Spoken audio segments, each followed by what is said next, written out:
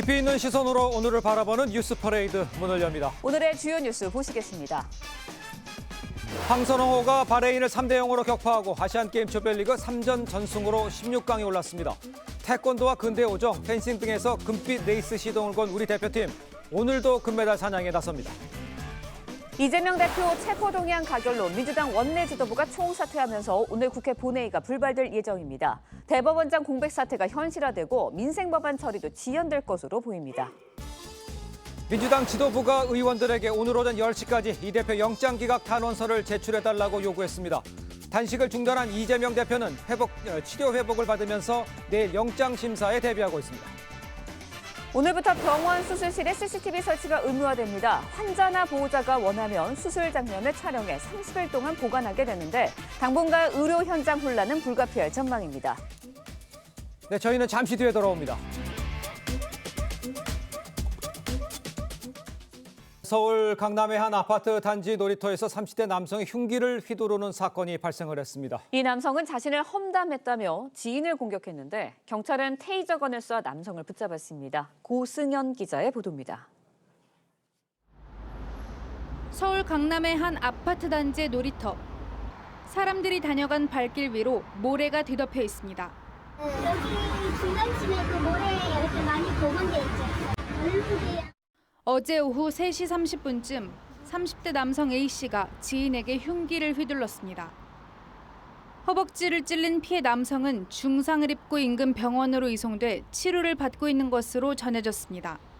경찰도 오고 형사분들도 오고 또 과학 수사팀도 오고 119 와가지고 하나는 병원에 가고 그리고 하나는 경찰서.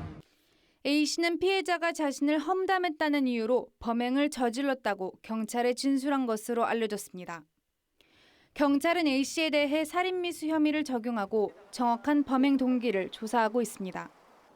TV조선 고승현입니다. 이재명 대표 체포안 가결로 민주당 원내 지도부가 총사퇴하면서 오늘 국회 본회의는 불발될 예정입니다. 이로써 대법원장 공백 사태가 현실화되고 민생법안 처리도 줄줄이 지연될 것으로 보입니다. 장세희 기자의 보도입니다. 이재명 대표 체포동의안 가결 여파로 민주당 원내 지도부가 총사퇴하면서 오늘 국회 본회의 개최는 기약 없이 미뤄졌습니다. 현재로서는 다변하기는 어렵지만 민주당의 이제 후임 원내 지도부가 좀 꾸려지기 전까지는 본회의를 좀 잡기가 어려운 상황 아닌가. 국민의힘은 민생 법안 처리를 위해 원내 지도부를 신속하게 구성해야 한다고 강조했습니다. 하지만 전국이 이른바 이재명 블랙홀에 빠지면서 국회 정상화는 당분간 힘들 것으로 보입니다. 당장 본회의 불발로 대법원장 공백이 현실화될 것으로 우려됩니다. 대법원장 공백 사태는 1993년 김덕주 대법원장 사퇴 이후 30년 만입니다. 익명의 산모도 출생신고를 할 수 있게 하는 보호출산제, 중대범죄 피의자 신상을 공개하도록 하는 머그샷법 등 주요 법안 처리도 불투명해졌습니다. 내달 10일부터 27일까지는 국정감사 기간이어서 추석 연휴 직후인 10월 4일부터 6일 사이 본회의 개최를 합의하지 못하면 대법원장 공석이 한 달 넘게 길어질 수 있습니다. 야당이 새 원내 지도부 체제를 정비할 때까지 시간이 걸리고 무엇보다 이 대표에 대한 구속영장 발부 여부에 따라 야당은 더 깊은 내용에 빠질 수 있어 국회 정상화는 상당 기간 어려울 것이란 우려가 커지고 있습니다. TV조선 장세희입니다. 네, 민주당 지도부는 오늘 오전 10시까지 의원들에게 이재명 대표 영장기각 탄원서 제출을 요구했습니다. 단식을 중단한 이 대표는 회복 치료를 받으면서 내일 영장심사에 대비하고 있습니다. 송무빈 기자입니다. 민주당 지도부가 제출을 요청한 탄원서가 하나둘씩 쌓입니다. 이재명 대표의 구속영장을 기각해달라는 내용입니다. 앞서 민주당은 의원들에게도 이 같은 탄원서 제출을 요청했는데 오늘 오전 10시 마감을 앞두고 있습니다. 앞서 여당은 국회를 개인의 방탄수단으로 전락시키려는 움직임이 안쓰럽다며 이재명의 사당화라고 맹비난했습니다. 개딸들에게 좌표를 찍어 영장 전담 판사를 압박하려는 것으로 이재명 대표의 구속영장을 기각하려는 의도에 지나지 않습니다. 명백한 사법 방해 행위입니다. 민주당이 지원 사격에 막판 총력을 기울이는 가운데 이재명 대표의 구속 여부를 가를 영장실질심사가 하루 앞으로 다가왔습니다. 검찰은 1000쪽이 넘는 분량의 의견서를 만들어 이 대표의 혐의를 소명하고 증거인멸 우려 등 구속 필요성을 강조할 방침입니다. 이 대표 측도 변호인단을 꾸려 검찰의 증거가 진술뿐임을 주장하고 불구속 수사 원칙을 내세울 걸로 보입니다. 단식을 마친 이 대표가 앞서 법원 출석을 최대한 피하지 않겠다는 의지를 드러낸 만큼 법정에서 직접 구속의 부당성을 호소할 전망입니다. TV조선 송무빈입니다. 내일은 이 대표에 대한 영장심사와 함께 민주당이 새 원내대표를 뽑는 경선도 치러집니다. 비명계로 꼽히는 박광호 원내대표 후임으로 친명계 중진 4명이 후보 등록을 마쳐 친명계 신임 원내대표 탄생이 유력해졌습니다. 신유만 기자의 보도입니다.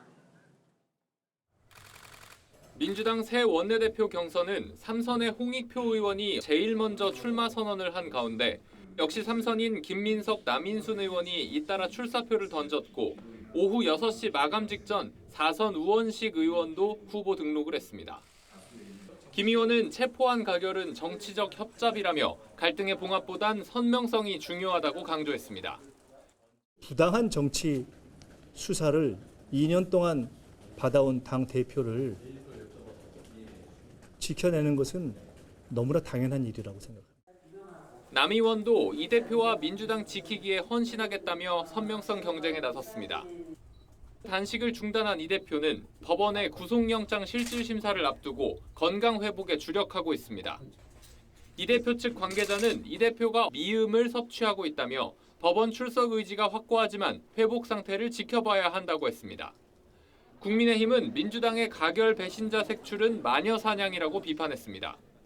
민주당이 아직도 정신을 못 차리고 개딸 전체주의에 빠져 비정상인 늪에서 허우적거리는 모습을 보니 참으로 딱합니다. 김기현 대표는 한 줌 흙에 불과한 강성 지지자들은 찻잔 속 태풍이라고 지적했습니다. TV조선 신유만입니다.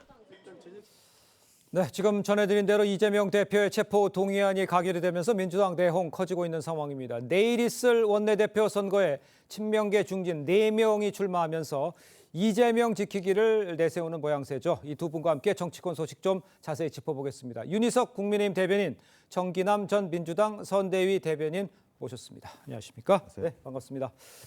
자, 내일 있을 이재명 대표의 영장 심사를 앞두고 이 당내 친명계와 강성 지지층 이재명 지키기 총력전에 나선 모양새입니다. 영상을 보고 이야기를 이어가도록 하겠습니다. 무능 폭력 정권을 향해 국민 항쟁을 시작하겠습니다. 오늘부터 무기한 단식을 시작합니다.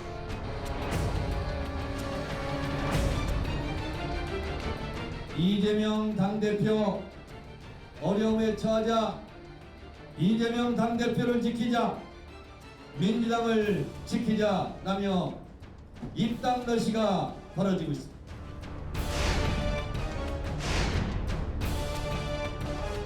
지금 저는 책임져야 될 사람이 이재명 대표를 비롯한 지금 현재 이 최고위원들이 아주 직접적 책임들이 있는 거거든요.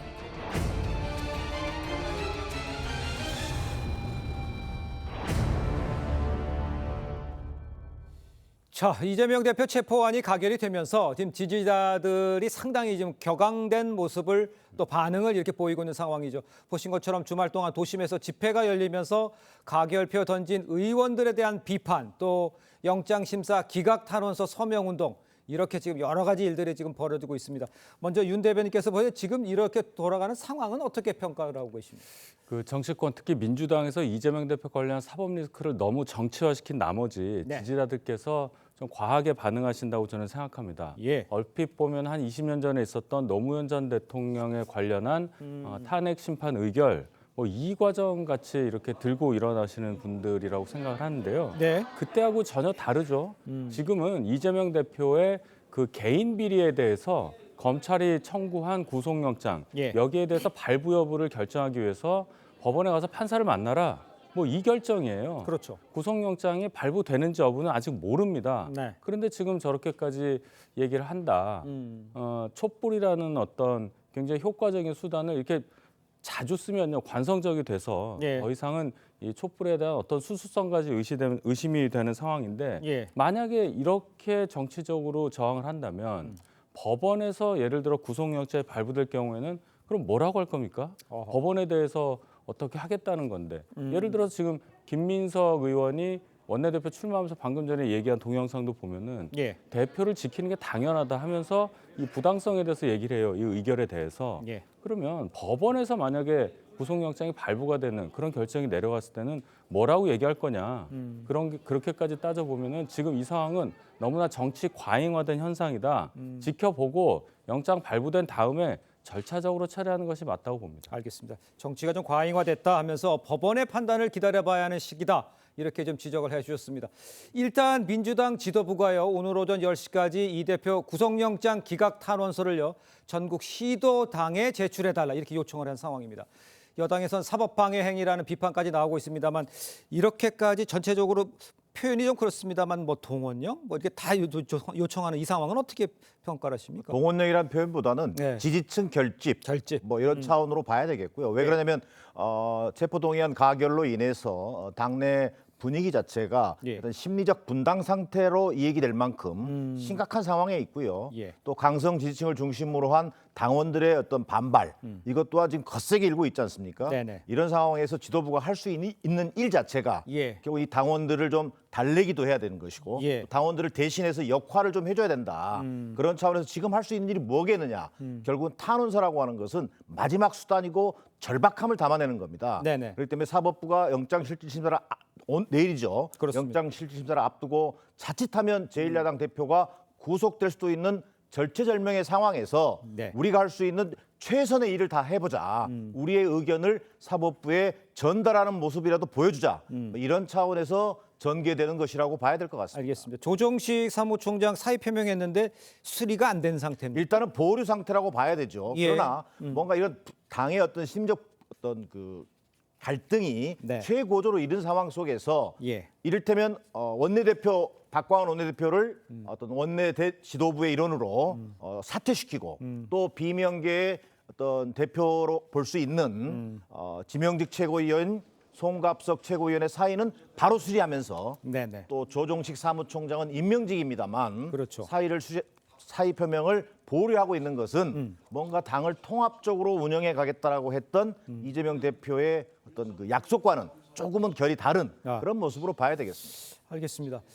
자, 일단 민주당 지도부에서도 지금 가결표를 던진 의원들에게 지금 질타가 나오고 있는 상황이죠. 어떤 이야기가 나와 있는지 친명계와 비명계 목소리를 이어서 좀 들어보도록 하겠습니다. 같은 당 국회의원들이 자기 당 대표를 팔아먹었습니다. 용납할 수 없는 해당 행위입니다. 상응한 조치를 취하겠습니다. 어떻게 동지의 등에 칼을 꽂을 수 있는지 도저히 납득할 수 없습니다. 자신의 행위에 대해 책임져야 할 날이 반드시 올 것입니다. 가결표를 색출해 정치 생명을 끊겠다고 하고 급기야 대표 단식을 말리러 간 문 대통령에겐 출당하라는 연호가 터져 나왔습니다. 자, 정청래 의원 공개적으로 가결표를 던진 건 용납할 수 없는 해당 행위다. 이러면서 상응 조치를 취하겠다 이렇게 말까지 했습니다. 체포한 가결의 책임은 이제 비명계에게 물으면서 징계 가능성까지 시사하는 모양새인데요. 이걸 어떻게 이해를 하십니까? 정청래 의원의 발언이 심상치가 않죠. 왜냐하면 지금 이 순간 수석 최고위원은 정청래 수석 최고위원이 실질적인 민주당의 지금 당대표예요. 그렇기 때문에 더 무겁게 들리는데요. 정청래 의원이 누굽니까? 80년대에 이 학생운동 굉장히 열심히 하던 분인데 그때 당시의 사고 방식을 그대로 갖고 있다고 저는 봅니다. 항상 투쟁 대상을 상정을 하고 있어요. 내 외부를 가리지 않습니다. 이제는 내부의 비명계 의원들을 투쟁의 대상으로 상정을 하고 징계해야 된다. 대표를 팔아먹었다. 이렇게 강경한 의견을 얘기를 하죠.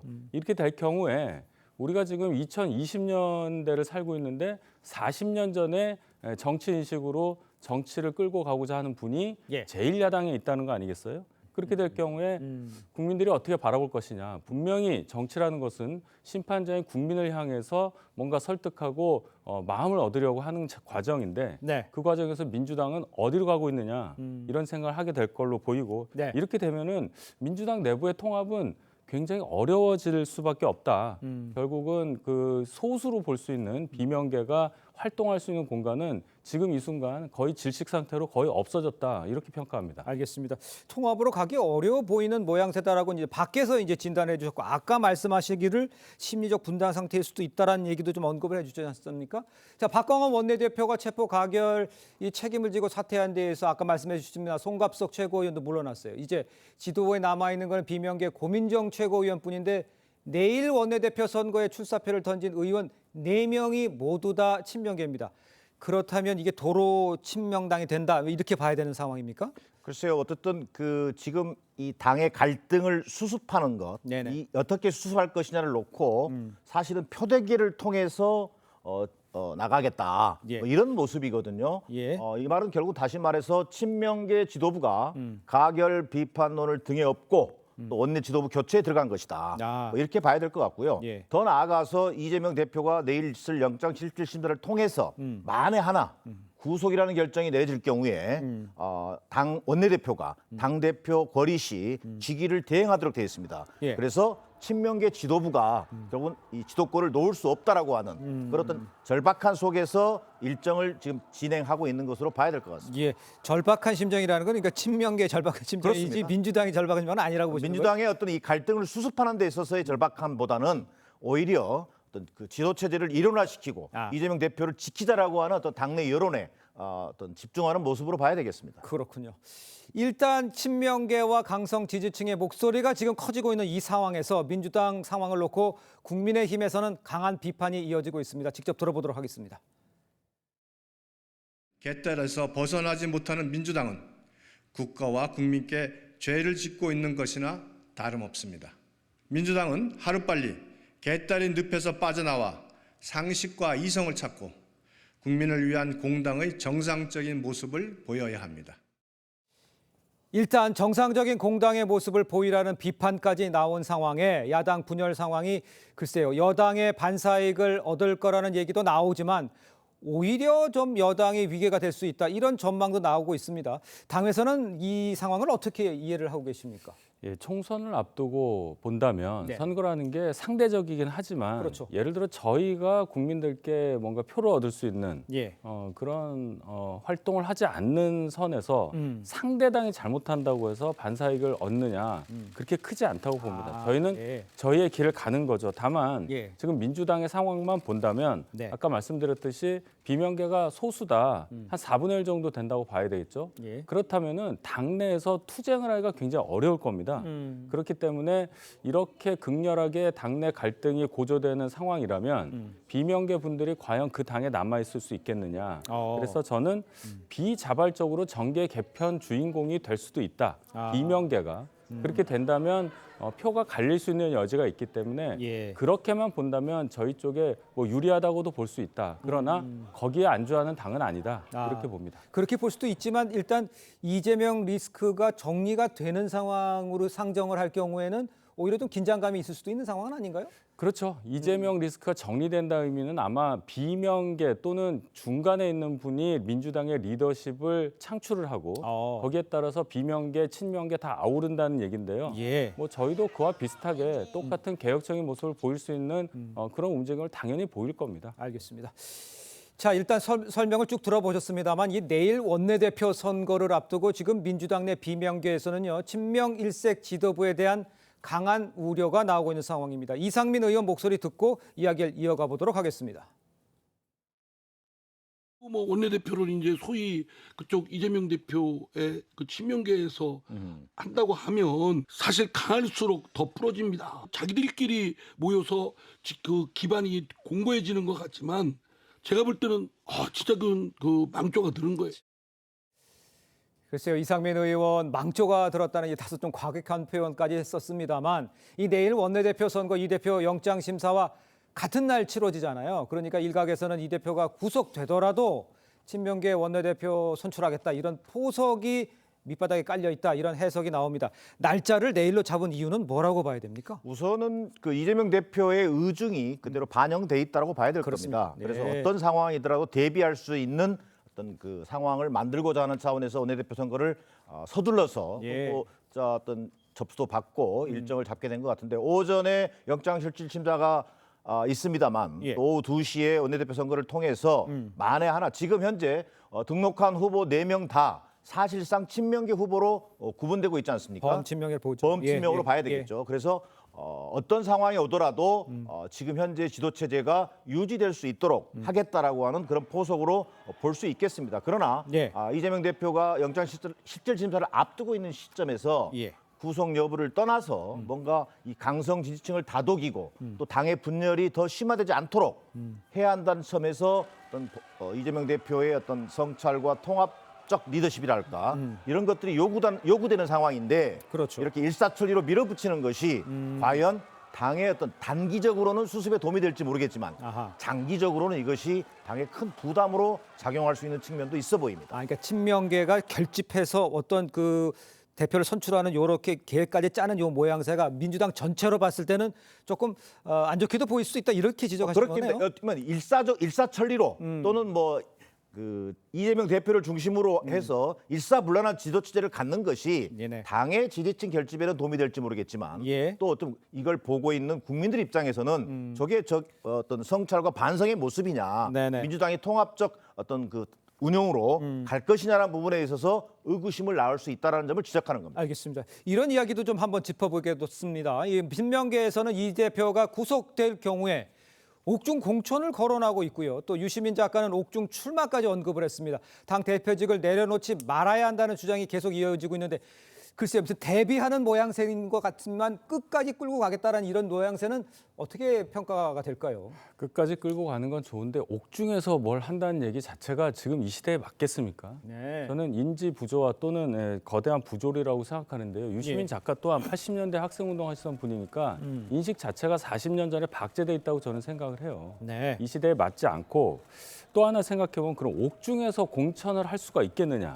전국 253개 지역에 하나하나 다 심사를 해서 한 명의 후보자를 지명을 하거나 또는 결정을 해야 할 거고 또 비례대표도 선정을 해야 할 텐데 그런 방대한 작업을 옥중에서 대표 1인이 할 수 있다.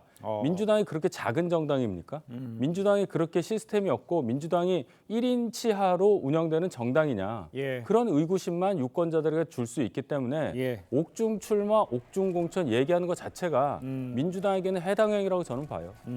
과연 이게 민주당이냐 이재명 당이냐 이런 분석이 나올 수 있고 비판이 있을 수 있다 이런 지적으로 이해할 수 있을 것 같습니다.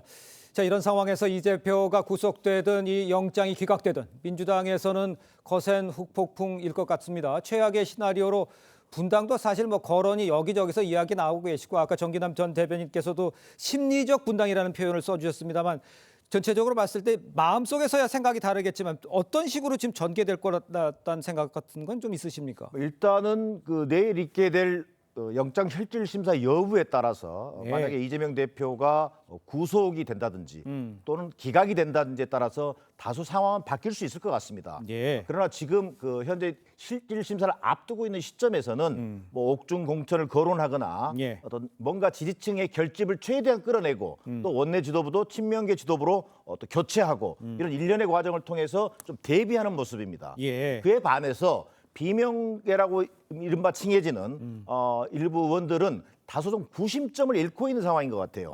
실제 체포동의안 가결 당일날 심야 의총을 통해서 박광원 원내대표를 사실상 축출시킵니다. 자, 그러면서 원내대표가 전부 일괄 사퇴를 하게 되는데 결국은 이 후에라도 결국은 이 비명계로 칭해지는 소위 이재명 대표 체제에 대해서 뭔가 좀 비판적인 의견을 가진 의원들이 어떤 구심점을 가지고 실제로 움직일 수 있을 것이냐에 따라서 어떤 뭐 분당 여부라든가 이런 것들이 얘기될 수 있는 것이지 현재로서는 구속영장 실질심사 여하에 따라서 상당히 어떤 그 탄력을 받을 수도 있고 또 이재명 체제가 강화되는 그런 체제로 갈 수도 있는 그런 뭐 절체절명의 상황으로 보여집니다. 지금 그 비명계 입장에서 자신의 목소리를 이렇게 공개적으로 낼 수 있는 분위기는 형성이 돼 있습니까? 왜냐하면 강성진 지지층이 워낙 강하게 나오고 있고 또 결집되어 있다고 말씀해 주시지 않습니까? 비명계의 생각을 이렇게 표출할 수 있고 이렇게 개진할 수 있는 상황은 돼 있나요? 지금 현재는 어찌 보면 뭐 사실상 광풍이 몰아치고 있는 시점이기 때문에 오히려 비명계가 자기 목소리를 내기가 굉장히 어려운 상황으로 봐야 될 것 같습니다. 그러나 이것들이 당의 어떤 민주주의라든가 건강성을 과연 해치는 방향으로 나아간다면 결과적으로 당에는 마이너스가 된다라고 하는 점을 지적하는 겁니다. 알겠습니다. 자, 이런 상황에서 아까 지적을 해주셨습니다만 짚어봐야 할 그 터닝 포인트가 이재명 대표 내일 있을 영장 심사겠죠. 아무래도 이제 내일 앞두고 있는 상황에서 단식을 중단을 하고 출석 준비를 하고 있다 이렇게 지금 전해지고 있습니다. 어떤 모습으로 출석을 할지도 지금 궁금하고 또 영장 심사 결과 어떻게 나올지도 좀 주목이 되고 있습니다. 어떻게 전망하십니까?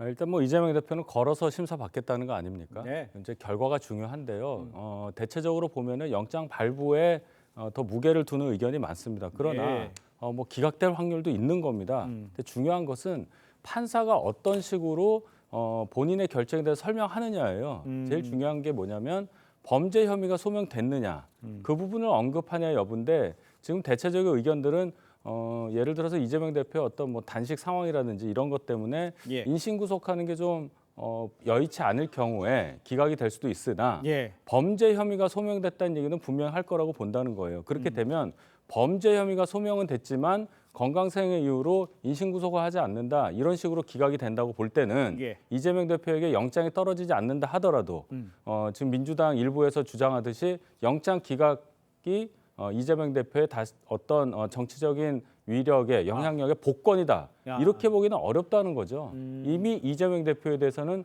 범죄 혐의가 소명됐다는 낙인이 찍혀 있는 상태가 될 것이기 때문에 민주당의 혼란은 더 계속될 수밖에 없다 이렇게 봅니다. 알겠습니다. 그거는 어떻게 보십니까? 김의겸 의원 같은 경우에 이제 그 영장 담당하는 판사가 결론은 가짜 뉴스였단 말이에요. 그렇죠. 이런 식으로 계속 그 판사에 대해서 얘기를 하고 그걸 얘기하는 것에 대해서는 어떻게 평가를 하십니까? 그러니까 이게 뭔가 그 인민재판식의 생각을 하는 것 같아요. 판사 개인을 공격한다든지 아니면 뭐 다수의 힘으로 뭔가 뭐 탄원서를 낸다든지 해서 어떤 절차적, 법률적인 심사를 해야 함에도 불구하고 그것을 정치적으로 틀어보겠다는 역으로 생각하면 그만큼 영장 발부 가능성을 높게 보고 있다고도 생각이 되는 거죠. 김의겸 의원은 워낙에 가짜뉴스 많이 말씀하시니까 그러려니 하겠지만은 그래도 의원 신분이기 때문에 이런 의원 신분을 가진 분들의 저러한 사려규치 못한 행동에 대해서는 국민들께서 반드시 기억하시고 심판해 주시기를 바랍니다. 알겠습니다. 내일 영장 실질 심사가 있습니다. 함께 지켜보도록 하죠. 두 분과는 여기서 인사 나누겠습니다. 고맙습니다. 감사합니다. 네, 오늘부터 병원 수술실에 CCTV 설치가 의무화됩니다.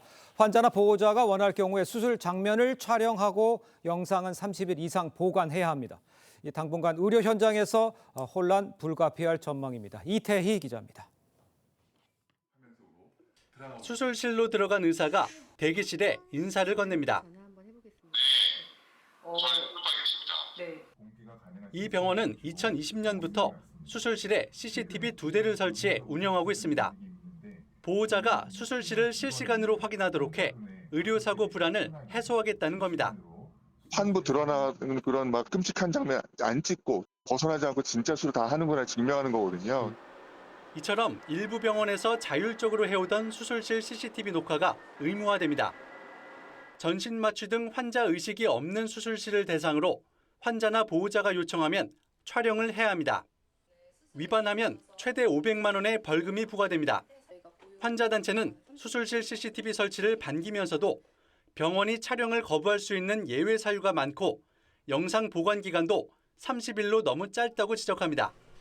반면 의료계는 기본권을 침해하고 진료 행위를 위축시킨다며 여전히 강하게 반발하고 있습니다. 잠재적 범죄적으로 인식하는 거 아닌가로 진료 기피 현상도 나올 수가 있고 갈수록 진료가 소극적으로 될 거예요. 최근 개정의료법 관련 조항의 헌법 소원을 제기한 의사협회는 긴급 기자회견을 열 계획입니다. TV조선 이태희입니다.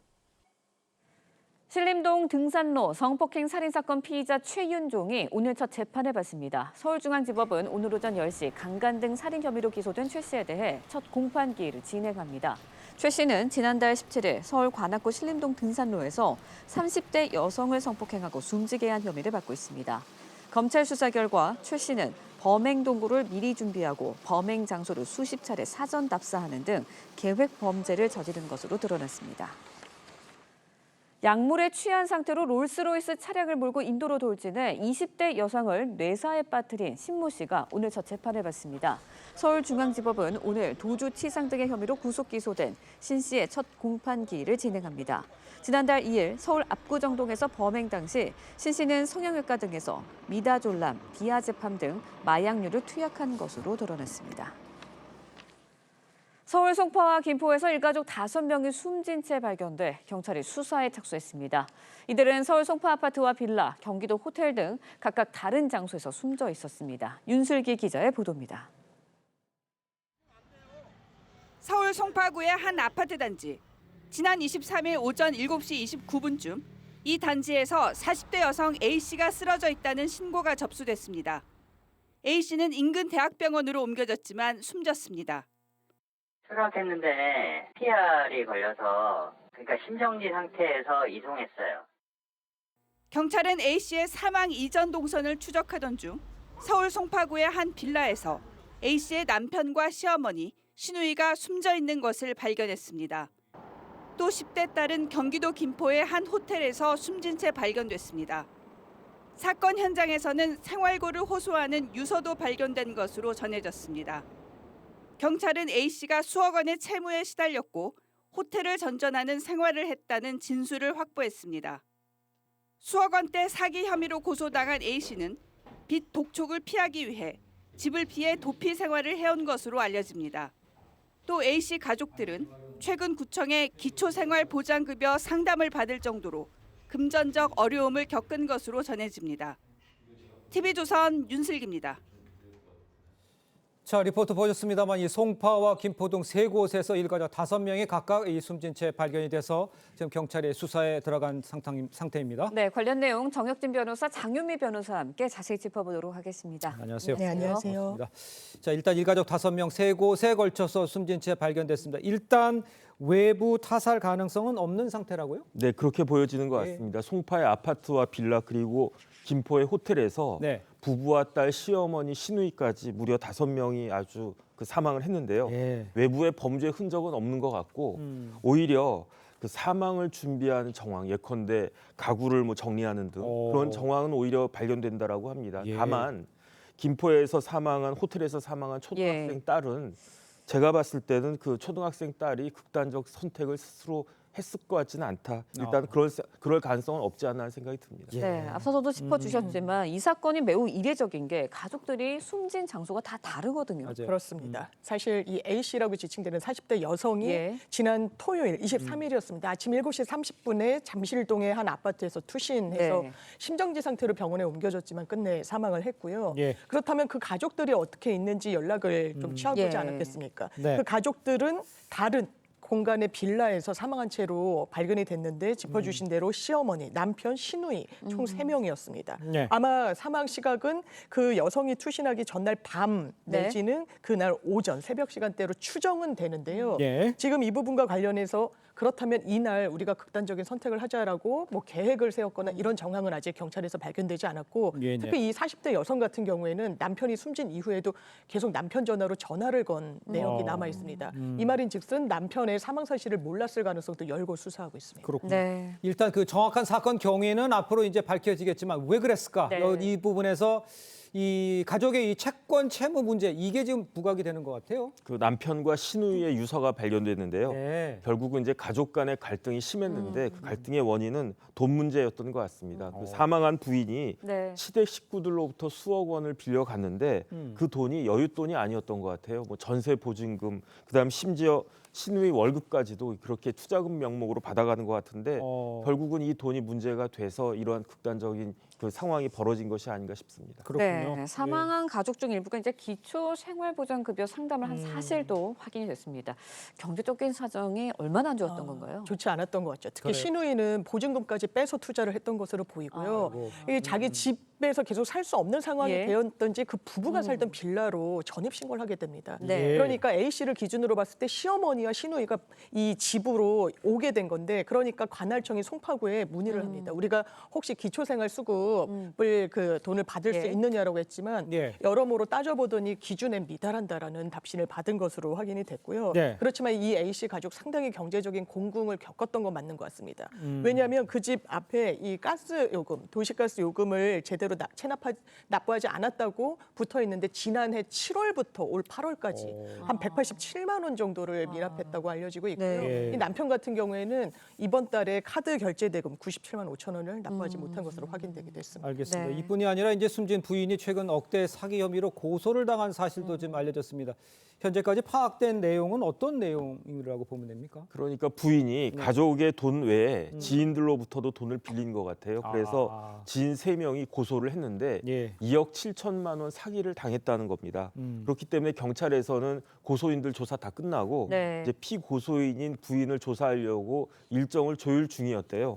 그런데 그 와중에 사망을 했으니까 그렇게 피고소인이 사망하고 피의자가 사망하고 그럴 경우에는 공소권이 없어지거든요. 그래서 아마 이런 식으로 사건은 종결될 것으로 보입니다. 네, 사건이 종결될 것이라는 이야기를 해주셨는데 가족들과 지인들에게 빌린 수억 원의 돈 어디에 어떻게 쓰였는지도 좀 알아봐야 하지 않나요? 그렇습니다. 맞아요. 지금 가족들한테 받은 돈뿐만 아니라 고소장에 적시된 돈이 2억 7천만 예. 원이면은 그걸 다 합하면 수억 원대에 이를 걸로 그러니까요. 보이거든요. 그러니까요. 지금 그 돈을 그렇다면 진짜 투자하는 데 네. 썼다가 실패를 했던 건지 아니면 임의로 사적으로 사용을 했는지 여부 여러 시나리오를 열어두고 지금 경찰이 수사하고 있습니다. 알겠습니다. 다음 소식도 좀 살펴보죠. 오늘부터 병원 수술실에 CCTV 설치가 의무화됐습니다. 이 소식도 좀 짚어봐야 할 텐데요. CCTV를 달면 대리 수술 같은 게 근절될 수가 있고 또 환자들에게 좋을 것 같은데 정작 그렇지 않은 분위기도 있다고 합니다.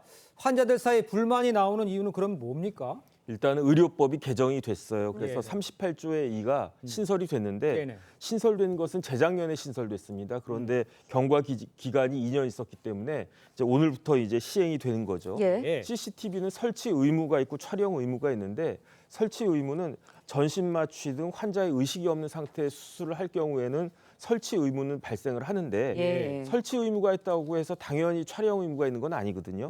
촬영 의무는 언제냐면은 환자 측의 요청이 있을 때, 다시 말해서 환자나 환자 보호자의 요청이 있어야 되는데 그렇다고 하더라도 예외되는 경우가 굉장히 많더라고요. 그래서 제가 보니까 첫 번째로 응급수술인 경우나 두 번째로 위험도가 매우 높은 수술, 그다음에 제일 지금 문제가 되고 있는 게 이제 대학병원 같은 경우에는 인터레지던트 수련을 하지 않습니까? 그렇죠. 전공의 수련 등의 목적 달성을 위해서 촬영하는 것이 부적절한 경우에는 이 경우에는 촬영하지 않을 수 있다는 거죠.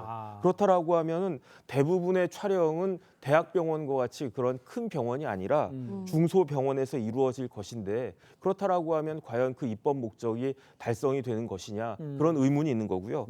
또 하나는 이 CCTV가 촬영이 됐을 때에도 보관 기간을 30일 이상만 하면 되도록 되어 있어요. 다시 말해서 이걸 뒤집어 보면 병원 입장에서는 30일까지만 보관하면은 그 이후에 폐기해도 된다. 이렇게 해석이 될 수 있기 때문에 이런 부분들에 대해서 또 이제 환자 단체 측에서는 조금 뭐 이런저런 불만이 있다라고 그렇게 생각이 됩니다. 네, 영상 보관 기간 예외 조항을 두고서 이제 환자 단체 측에서 반발이 좀 예상이 되는데 의료계 반발 역시 만만치 않습니다. 의사협회가 CCTV가 기본권을 침해한다 그러면서 헌법 소원을 제기했어요. 그렇습니다. 의협, 병협 모두 이건 기본권 침해가 중대하다라는 이유로 헌법 소원을 제기했는데요. 침해받는 기본권과 관련해서는 이렇게 설명하고 있습니다. 직업 수행의 자유를 침해한다. 그래서 수술 현장에서 굉장히 소극 진료를 볼 수밖에 없는 그런 부작용을 나올 수밖에 없을 것이다. 그리고 이게 영상에 담긴다는 특수성 때문에 인격권 침해도 불가피하다. 이런 주장 내놓고 있는데요. 참조할 만한 하나의 선행적인 헌법재판소의 결정이 하나 있습니다. 이런 영유아 보호법에 따라서 어린이집에 CCTV를 의무화하는 법령이 생겼었는데요. 이 부분과 관련해서 이 현장의 선생님들이 이건 너무 기본권 침해가 강하다라는 이유로 헌법소원 제기했지만 받아들이지 않았었습니다. 직업 수행의 자유 사생활의 보호 기본권 침해보다 이 아동들의 어떤 그런 상황을 미리 대비하는 차원이 더 크다는 판시가 나온 적이 있습니다. 알겠습니다.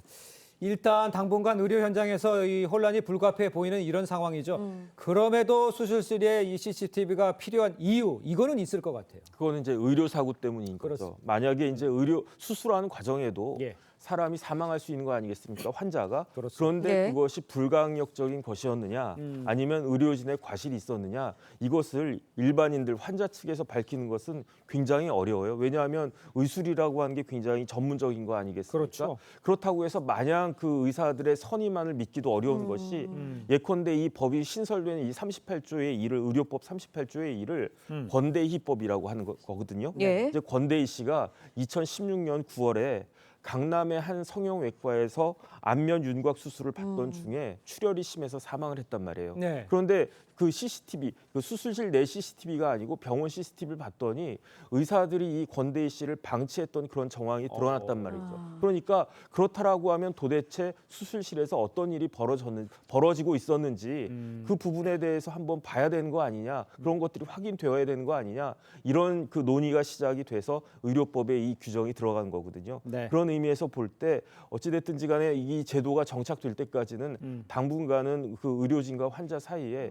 이런저런 이야기가 나올 거는 확실할 것 같습니다. 네, 예외적인 경우도 짚어봐야 할 것 같은데 예. 촉각을 다투는 상황에서 CCTV 녹화 매뉴얼 따랐다가 이제 자칫 위급한 상황에 맞닥뜨릴 수도 있을 것 같아요. 그런 현장의 혼란도 우려되는 부분이 있는 것도 사실입니다. 네. 왜냐하면 짚어주신 대로 이 의료법에 따르면은 촬영을 거부할 수 있는 근거 조항들이 있습니다. 네. 굉장히 응급한 환자를 그 수술하는 경우, 예. 아니면 고위험 수술, 아니면 수련병원의 전공이 수련 목적에 현저히 지장을 초래하는 그런 경우들인데 이렇게 촬영을 거부하는 경우더라도 보호자에게는 설명을 해야 됩니다. 네. 이 보호자가 요청을 했으니까 거부하는 절차로 갈 수밖에 없는 구조인데 그렇다면 그 상황에서 좀 지연이 되지는 않을지 또 그 이후에도 사전 설명한 내역 그리고 어떤 요청이 있었는지를 대장에 기록하게 돼 있어서 예. 이 부분과 관련해서도 의료계에서는 불만이 많습니다. 네. 알겠습니다. 또 하나 이제 촬영물과 관련해서 짚어봐야 할게요. 이 네. 수술실 CCTV 촬영물 유출되지 않게 하는 거 이것도 굉장히 중요할 것 같아요. 뭐 특별한 안전장치 같은 게 마련이 돼 있습니까? 일단은 이게 가장 그 민감한 그렇습니다. 사생활과 관련된 문제 아니겠습니까? 예. 자기가 수술받고 있는 모습을 더군다나 수술하려면 이런저런 이제 뭐 옷도 좀 그 벗어야 되고 예. 그런 영상이 유출되는 것은 굉장히 사생활 피해가 심각할 거기 때문에 일단 이 의료법 시행 규칙에서 네트워크로 인한 해킹이 방지가 되도록 망을 분리하도록은 했어요. 네. 그런데 중요한 건 뭐냐면은 네. 내부 직원이나 아니면 외부 사람들이 침입해서 물리적으로 유출할 경우에는 이것을 과연 막을 수가 있을 것인가. 그다음에 이렇게 영상이 불법적으로 유출이 된다라고 하면 병원은 거기에 따른 민형사상의 책임을 부담할 수밖에 없기 때문에 네. 병원 측에서는 상당히 이제 그 부담스럽게 생각하지 않을까 하는 생각이 듭니다. 알겠습니다. 자, 오늘 말씀은 여기까지 듣겠습니다. 고맙습니다. 고맙습니다. 감사합니다.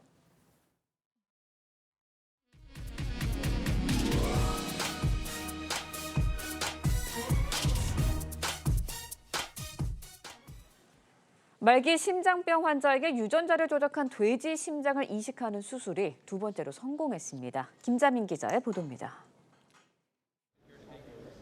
의료진이 심장을 꺼내 옮깁니다. 사람이 아닌 돼지에게서 떼어낸 심장입니다. 미국 메릴랜드 의대 연구팀이 말기 심장질환 환자에게 돼지 심장을 이식했습니다. 지난해 1월 세계 최초로 돼지 심장 이식 수술에 성공한 뒤 두 번째입니다. It's a great attestation from the FDA also to give us permission for the second one. 돼지의 장기는 인간의 장기와 형태와 크기가 유사해 이종 이식 연구 대상으로 꼽힙니다. 이번 수술에는 면역체계 거부 반응을 막기 위해 10개의 유전자가 조작된 돼지의 심장을 사용했습니다. 회복 중인 환자는 보조장치 도움 없이 스스로 호흡이 가능한 상태입니다. We are now down to my only real hope left is to go with the pig heart, the xenon transplant. 지난해 세계 최초로 돼지 심장 이식 수술을 받았던 57세 남성은 수술 2달 뒤 합병증으로 사망했습니다. 따라서 이번 수술은 첫 번째 수술 기록을 깨고 면역 거부 반응 없이 얼마나 오래 생존하느냐가 관건이 될 전망입니다. TV조선 김자민입니다.